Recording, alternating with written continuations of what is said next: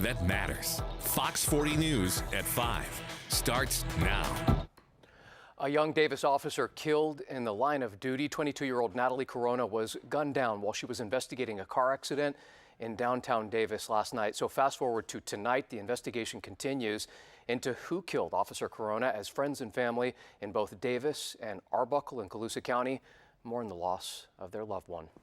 This is the first officer death for the Davis Police Department in more than 60 years. Thanks for being with us at 5. I'm Eric Harriman. And I'm Nikki Lorenzo. Officer Corona was described by the Davis Police Chief as a rising star in the department. She had graduated from the Sacramento Police Academy just last summer and was only out on patrol by herself for about 2 weeks. All of this started yesterday evening, last night on 5th and D Streets, where that's where the initial 3-car crash happened.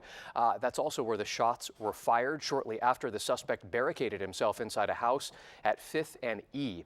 Again in Davis, authorities ultimately found that man dead from what they describe as a self-inflicted gunshot wound.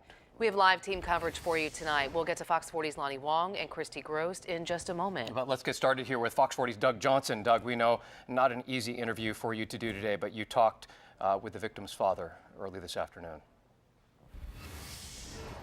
That's right, we did, Eric. Natalie worked in Davis, but she lived here in Arbuckle. Arbuckle's the type of town where really everybody knows everyone. A lot of people did know Natalie. A lot of people have now gone to the family home to give comfort to her family in this time of grief. And her father really wants everyone to know that she really did die doing what she loved.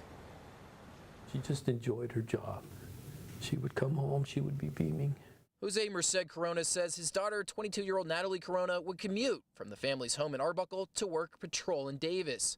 He says being a cop was always her dream. She would always call me Brother Cop, and I would tell her, you can't call me Brother Cop because you're not there, you're not there yet. You don't have a right to call me Brother Cop. You're not there yet. And when she graduated from the academy, she says, okay, so now can I call you Brother Cop? I said, yeah.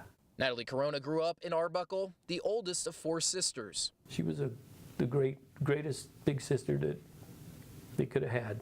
She attended Pierce High School and worked as a lifeguard at the local pool. Her father says being an officer was truly her calling, often having a big heart even while working. She arrested an individual the other day, and she came home and said, you know, Dad, I had to take her, I had to take this person's bag of cereal, and that was all they had to eat.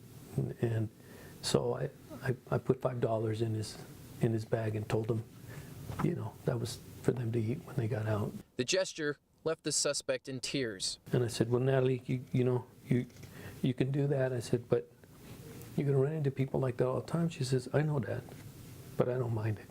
Now with her gone, her father says his family has no hate for the man who pulled the trigger. We're not angry. I mean, we're going to grieve, and the individual's not with us any longer. So, we're very faithful people. I think she died doing what she loved to do. She knew that that was a possibility, and I think she embraced that. And here at Pierce High School in Arbuckle, they are still on winter break, but we're told many, many teachers knew Natalie, taught her, and they're going to have a very difficult time coming back to work on Monday. Reporting live in Arbuckle tonight, Doug Johnson, Fox 40 News.